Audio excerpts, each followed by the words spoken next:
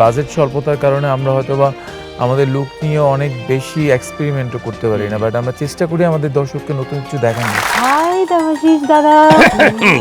আসসালামু আলাইকুম। ভালো আছেন? হ্যাঁ ভালো আছি। আচ্ছা, হালচাল কি?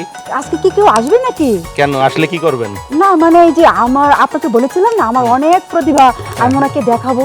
আপনার অনেক প্রতিভা। হ্যাঁ, হ্যাঁ, কি কি প্রতিভা? এই যে যেমন ধরেন আমি নাচতে পারি, তারপরে গান গাইতে পারি, আর অভিনয় করতে পারি। বলেন কি? দেখাবো খোদা না? কসম লাগে তাই? হ্যাঁ। আচ্ছা, আজকে যিনি চিত্রনায়ক একজন আসবেন, তো তার জন্য আপনি কি করবেন? আপনি বলে দেন কি করব? আপনি তো বললেন আপনি গান গাইতে পারেন, আপনি অভিনয় করতে পারেন, আপনি নাচতেও পারেন। তাহলে একটা নাচ হয়ে যাক। ওই ঠিক আছে, আমি নাচবো। ঠিক আছে দাদা, থ্যাংক ইউ ধন্যবাদ। তাহলে আমি যাই এখন, যাবো। কি জন্য যাবেন? এই যে নাচ শিখতে। না শিখতে যাবেন? প্র্যাকটিস করতে। তাড়াতাড়ি যান, গেস্ট এসে পড়বে। আচ্ছা ঠিক আছে, ধন্যবাদ ধন্যবাদ।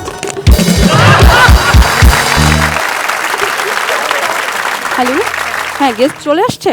ওকে ওকে স্যার, আমাদের গেস্ট চলে আসছে। ভেরি গুড, তাড়াতাড়ি ভাগো, নিয়ে আসো। Okay sir. প্রিয় দর্শক, আমাদের সাথে আজকে যিনি গেস্ট হয়ে আসছেন তিনি হচ্ছেন আমাদের সবার প্রিয়, যিনি তার অভিনয়ের মাধ্যমে ভালোবাসার রং ছড়িয়েছেন আপনাদের হৃদয়ে। মঞ্চে আসছেন আমাদের সবার প্রিয় চিত্রনায়ক Bappi Chowdhury. Bappi, thank you so much আমাদের অনুষ্ঠানে আসার জন্য। It's the grand fun show. এখানে আমরা আনন্দ করি, মজা করি, এবং আমরা যে জায়গায় এখন আছি এটা ইটস আ হোম। এখানে একটা অফিস আছে, যে অফিসটা আমার। এখানে আমরা তোমাদের মতন যারা গেস্ট আছে তারা আসেন, তারা গল্প করেন। চলো আমরা একটু বসি। আগে বলো, ফলমূল খাবা কিনা বলো। খাওয়া যায়। খাওয়া যায়? হ্যাঁ। আচ্ছা ঠিক আছে, আমি খুলে দিচ্ছি।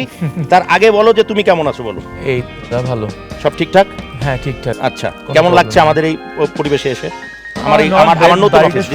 দিস ইজ মাই এটা অফিস। হ্যাঁ, this is my new office, you know. আচ্ছা, এখন করোনা কালে তো বাজেট কমে গেছে, আমার বাজেট বাড়ে। অফিস নিয়ে কিভাবে থাকে? করোনা কালে সবার বাজেট কমে, আমার বাড়ে।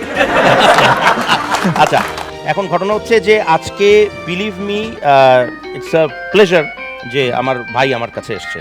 সো মানে কাজকর্মের অবস্থাটা একটু জানতে চাই। প্রথমে কি হচ্ছে, নতুন নতুন অনেকগুলো ছবির কথা আসছে, এবং এক একটা ছবিতে বাপ্পিকে আমরা এক এক রকম ক্যারেক্টারে পাচ্ছি, এক এক রকম লুকে পাচ্ছি। এখন প্রশ্ন হচ্ছে যে এক একটা ক্যারেক্টার এক এক রকমের। আমি যদি 570 সিনেমার গল্প বলি, সেই সিনেমাতে বাপ্পি একরকম, ঠিক আছে। তারপর ডেঞ্জার জোন, সেখানে একরকম।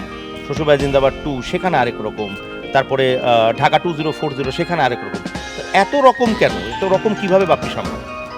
আমাদের তো আসলে অনেক কাজ করতে হয়, কারণ আমাদের দেশে চাইলেই আমরা 1 বছর বা 2 বছর একটি ছবিতে সময় দিতে পারি না।